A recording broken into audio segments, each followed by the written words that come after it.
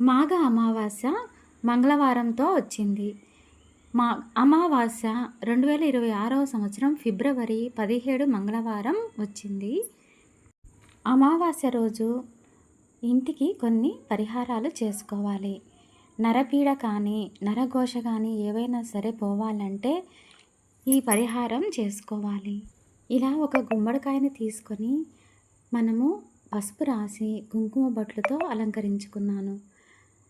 తర్వాత గుమ్మడికాయను తీసుకొని వచ్చేటప్పుడు మార్కెట్ నుంచి ఇంటికి తీసుకుని వచ్చేటప్పుడు పైన తొడిమ ఉండేదిగా తీసుకోవాలి.